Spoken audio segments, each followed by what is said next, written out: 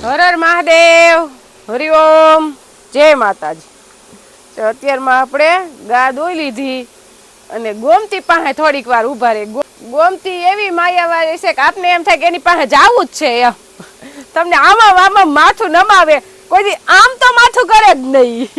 એનું હોજ પણ એટલે એનામાં ઈ ગુણ જ નથી કે માથું ઉલાડે, ગમે એ નીકળે ને એમ જો નમે જ એમ. એવા એના ગુણ છે. જે ગાયોમાં ગુણ હોય ને એ બધાય અમારી ગોમતીમાં ગુણ છે. ગોમતી હા હોજી. જો આપણે હે ને કોઈ પણ વસ્તુના વખાણ કરતા હોય ને તો એવું ન માનવું કે એના વખાણ જ કરી.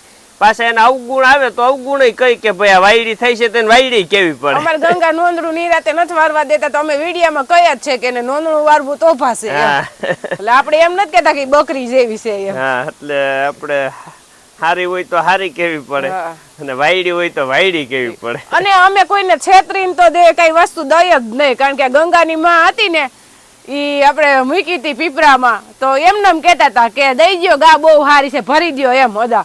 તોય દેવાનસિંહ પપ્પાએ દીધી નહીં, કે દીધા છે એવી છે જ નહીં એમ. કોઈને દોવા જ નહોતી દેતી. નકર અમે 75,000 ની લીધી હતી ને અમને પાછા 50,000 દેતા હતા. પણ તોય આપણે એવી રીતના કોઈને છેતરા નહીં. અમે છેતરાણા, કોઈને છેતરવાના નહીં. એટલે જેવું હોય એવું કેવાય. આપણે ઓલી ગા છે એ બધાને દોવા દે અત્યારે.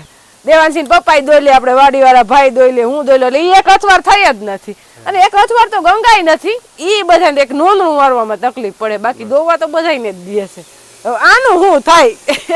અરે એને હેઠે આમ ગરકી જઈને બોલતી નથી તો પછી હોજ પણ રીએ જ ને એનો. હા સારું રે તો, પણ હજી આપણે અત્યારે કઈ ખબર નથી એમ.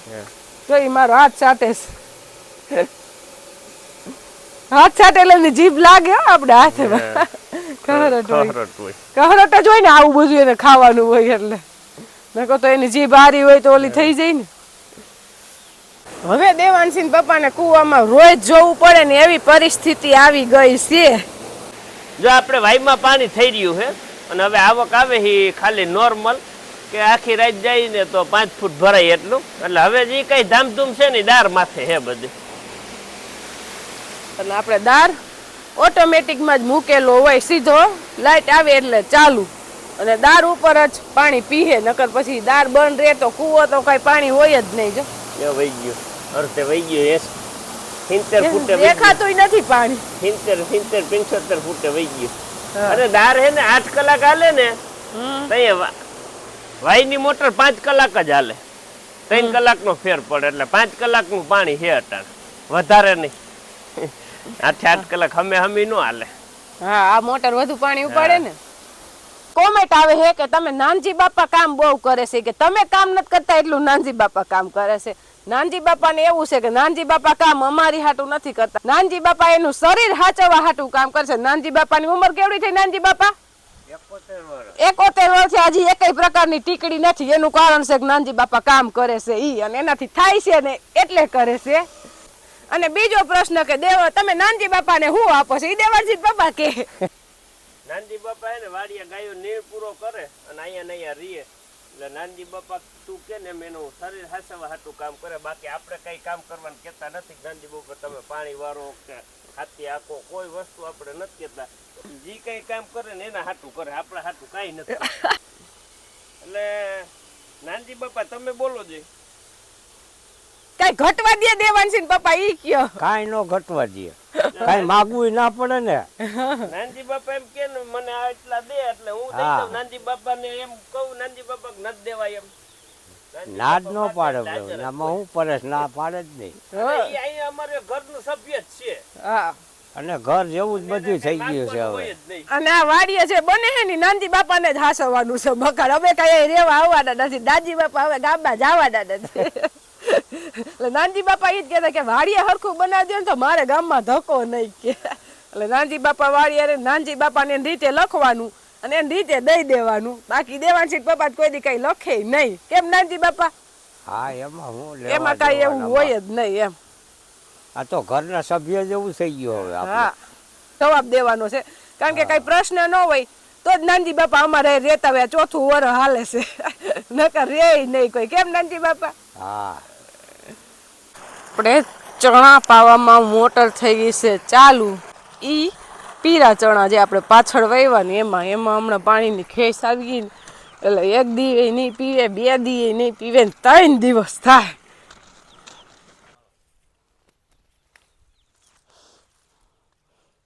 આપણે આ ફૂલમાં આવીને એટલે આ ફૂલની સુગંધ આવે. જે તો આપણે બહારથી મળે એ ફૂલ પ્લાસ્ટિક જેવા હોય, એમાં સુગંધ ન આવે, ખાલી દેખાવ આવે. આ ફૂલની સુગંધ તો કઈ ઘટે નહીં. મરચીમાં આવીને અહીંયા શેઠે ત્યાં જ આપણે આમ આંખેથી સુગંધ આવવા માંડે.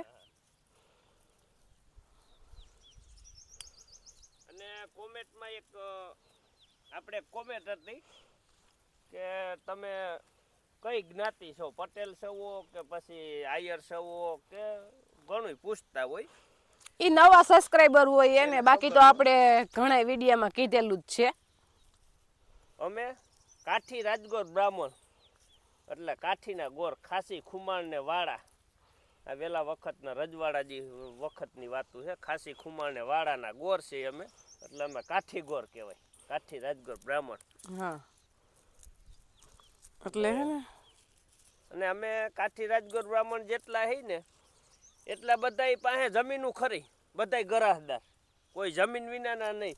કદાચ ને કોઈ અકસ્માત જમીન વેચી નાખી હોય તો એક વસ્તુ અલગ છે, બાકી જેને વેચી નથી એની પણ હયાતમાં બધાય જમીન છે. બધાય ખાતેદાર. ગામડાય ઘણા છે, કોઈ થોડા કે છૂટા છૂટા નથી. એક ગામમાં 50 ખોયડા, 80 ખોયડા, 20 ખોયડા, 40 ખોયડા, એવી વસ્તી છે રાજગોર બ્રાહ્મણ એમ. ઘણો વિસ્તાર છે. હા, અમે બધી બેનું કેટલી 5 બેનું છે, બધાયને જમીન છે. જમીન વગરની મારા પપ્પા તો ના જ પાડે કે મારી દીકરીઓને જમીન જોઈ. એટલે અમને બધાને ખેતીમાં જ આપ્યું છે. મારા સસરાનું ગામ છે ભાખરવડ, ત્યાંની લગભગ રાજગોર બ્રાહ્મણના 35 થી 40 ખોયડા છે. એટલે નૈનાના પપ્પાનું ગામ છે માળિયા હાટીના ભાખરવડ, કારણ કે અહીંયા વસ્તી જાજી. જુનાગઢ જિલ્લામાં આમ તો બધા રાજગોર બ્રાહ્મણ બહુ, તો જુનાગઢ જિલ્લામાં જાજી, અને આ બાજુ આવીને તો પોરબંદર એરિયામાં જાજી. આખા ગામ આપડા એ બાજુ તો ભાખરવડ બ્રાહ્મણ નું જ ગામ છે.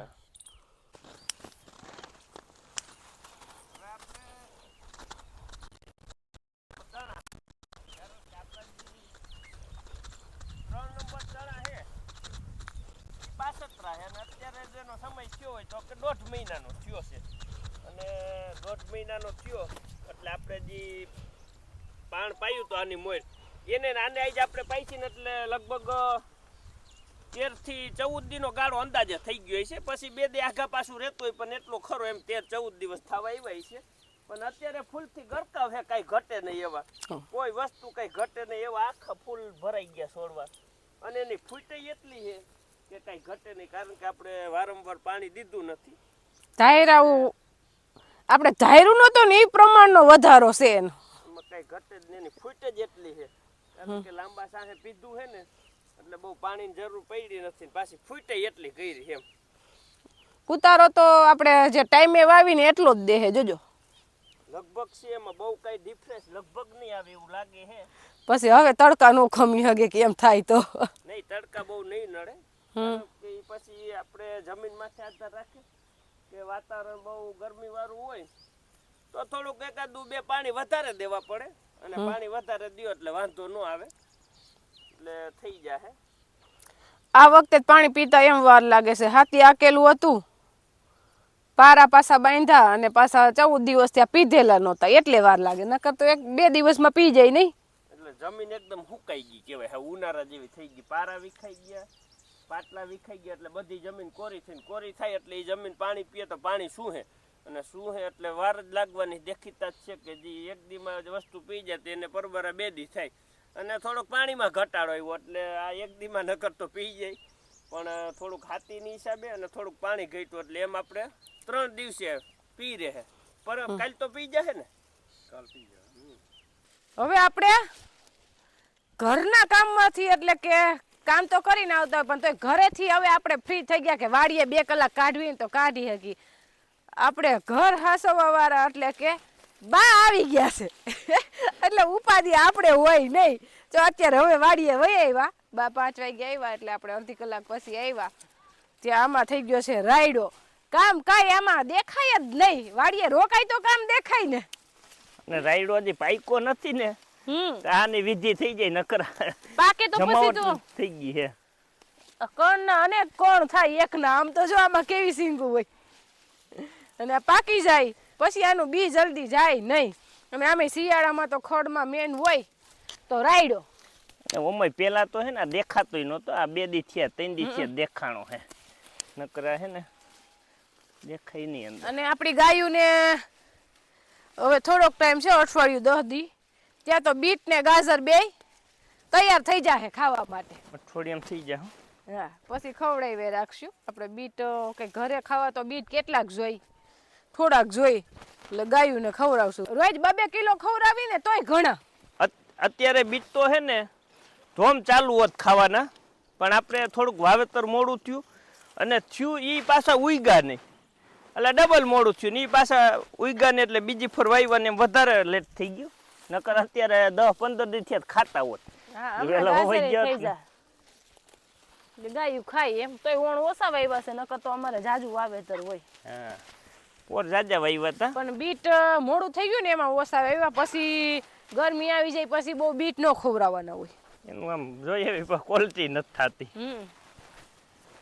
બીટ છે શિયાળામાં ખવડાવવાની જો ને ઢગલો આખો થઈ ગયો એના આમ બાયણે નાખી આવું ના અહીંયા નહીં રાખ દે હરગાવ નાખવું હોય એવું કરું હા પણ ત્યાં ખાતરનો ઢગલો છે ને શેમાં ખાતર લસણમાં હાસુ કાલે એક કોમેન્ટ હતી યાદ આવ્યું કે તમારે 90 ટ્રેક્ટર ખાતર પડ્યું છે ને લસણમાં કેમ ખાતર નથી નાખતા આપણે લસણ વાવ્યો તે દિવસનો વિડીયો જોઈ લેવાનો લસણમાં કેટલું ખાતર નાખ્યું છે ઘણું નાખ્યું લાગત ટાઈમ ખાતર ભરીને પછી જ લસણ વાવ્યું છે લસણમાં આપણે કાંઈ દવા નથી છાંટી અને ખાતર તો ખરેખર ભરશું ને તેથી 90 ટ્રેક્ટર જ ભરશું આપણી પાસે છે જ ખોટી વાત કરવાની જ નહીં કારણ કે આપણે આપણી જમીનમાં જ નાખવું છે આ રહ્યું ને આ બધું પોરનું ખાતર સ્ટોક જ અહીંયા જે આપણે ઓલો ઢગલો બતાવ્યો ને ઈ જ રીતનો આ ઢગલો આખો અહીં સ્ટોક છે પહોરવો એટલે બધુંયથી ઘણું ખાતર હે અને આપણે આપણા ખેતરમાં જ નાખવું છે એટલે કોઈને કહેવાની દેખાડવાની નથી જમીન આપણે હે આપણે આમાં રોજી રોટી છે એટલે આમાં આપણે રડી છે એટલે એને કંઈક આપવું પડે હાવ બધું લઈ લેવાનું ન હોય તો જમીન એવી ને એવી આમ રે આજીવન આપણી નકર તો બસ થાકી જાય ઈ એટલે આપણે એનું ધ્યાન રાખવું પડે ને અને માણસ કીધા ઘરનું જેવું થાય ને એટલે આપણી આ જમીન ઘરની છે એટલે આપણે એને હાચવવાની જોઈએ ઠકવવાની ન હોય હું તો એના પપ્પાને એમ કહું કે આ વખતે હારી જમીનમાં નાખે રાખો છો ને આ વખતે ઓલી બાજુ થોડીક નબળી જમીન છે ને એ સુધારવી છે હારીમાં તો વર્ષો વર્ષ નાખે જ રાખો છો એટલે આ વખતે વારો હે નબળી જમીનમાં લાગત ખાતર ભરવાનો હારીમાં એવું લાગશે ટાઈસ ભલે ભરી દેતા જોખું હવે ભરવા ટાણે આયોજન કરશું હવે ના આયોજન થઈ જ ગયેલું છે એમ જ કરવું છે આપણે પગથિયા કઈ બાજુ કરશું એ પ્રશ્ન હતો એટલે કાલ તો હું અહીંયા આવી ને એટલે મેં દેવાનસિંહ પપ્પાને કીધું મેં અહીંયા ક્યાંય થોડાક પગથિયા બનાવતા છે તો મને કે ખેતરમાં બનાવીને ઓલી બાજુ તો કે બહુ આમ આઘા જાય એમ હતા અને સેટિંગ નહોતું આવતું એટલે કે આપણે જે સંડાસ બાથરૂમની દિવાલ છે એ દિવાલે બનાવી નાખવાના છે એટલે જો આ દિવાલે પગથિયા બનાવ્યા એટલે કે આગળ જમીને બહુ રોકે નહીં અને પગથિયા અહીંયા થઈ જાય ને આ જગ્યા તો રોકાઈ ગયેલી જ છે પેલા માં પ્લાન હતો જો ક્યાં આગળ અહીંયા હા ત્યાં પ્લાન નો હાલે ને પાછું કારણ કે આ દિવાલે હજી આપણે જગ્યા ઘટશે જ આપણે માનવું એવું છે કે આપણે ગમે એટલું વાડીએ બનાવશું ને તો આપણે જગ્યા ઘટશે આપણે આગળ કાસરિયું બધી બનાવશું ને ધંધો હજી એમનેમ આપણો આગળ હાઈલે જ રાખશે એટલે જગ્યા આપણે જેટલી હશે ને એટલી ઓછી પડશે હજી ઓણ તો કાસરીની શરૂઆત કરી તો એટલી સારી શરૂઆત ગઈ એટલે એ બધું સ્ટોર કરવા પાછી જગ્યાએ જોઈ ને એટલે અહીંયા આપણે વહેલા મળું નીણ ભરવાનું બનાવવું હોય ગાયું બાંધવાનું બનાવવું હોય તો આ જગ્યા પડી તો કામ આવે પગથિયા ત્યાં બનાવી રાખે તો એ દિવાલ રોકાઈ જાય એટલે આપણે નથી કીધું કડી આવે અહીંયા ગોઠવીને ફિટિંગ કરીને રાખી દીધા પગથિયા દોઈરા માપ લઈ લીધું બરોબર અને અહીંયા એને ગોઠવી દીધું હતું પછી પાછું અહીંયા હજી પગા ગોઠવતા હતા ને તમે વિખાયું મેં કીધું રેવા દો કીધું અહીંયા પગથિયા નથી કરવા કે કા મેં કીધું આ જગ્યા રહી ને આખી સીડી હાટું અહીંયા સીડી આવતી જો અહીંયા બેલાઈ રહી આખી દિવાલ રોકાઈ આ ખોટી જગ્યા રોકાઈ ગઈ અને અહીંયા આવે ને તો એ જગ્યા આપણે કઈ કાયમ નહીં આવે એટલે એ જગ્યા અહીંયા ઉપયોગ થઈ જાય અહીંયા આપણે પછી કોઈ પણ મકાન કરવું હોય કે એક ધાર્યું કરવું હોય કે એટલે આ જગ્યા છે ને આખી આપણે ઉપયોગમાં આવી જાય દિવાલ કાયમ આવે એક દિવાલ જ વહી જાય કઈ બનાવી ત્યારે આપણે હે ને 200-300 પાણાને ફેર પડી જાય અને ઓલું હે તે આખી નવી દિવાલ કરો અહીં સીડી એટલી કાયમ ન આવે એટલે આખી દિવાલ નવી જ કરવી પડે એટલે આ ખાચો છે ને કંઈક ગમે ઉપયોગમાં લેવા હાટું આપણી રાખ્યો પાસે પતરાય પડ્યા છે એટલે કઈક વેલા મોડું બનાવશું તો ખરી, પણ હવે ઓન નહીં તો જરૂર પડશે ને ત્યારે. છે ગાયુંનું બનાવીને તોય અહીંયા એમ કે કામ થઈ જાય ખરું, આ ઉપયોગમાં આવી જાય હરખાઈ કરીને જગ્યા. હા હવે કઈ કરશું. હા.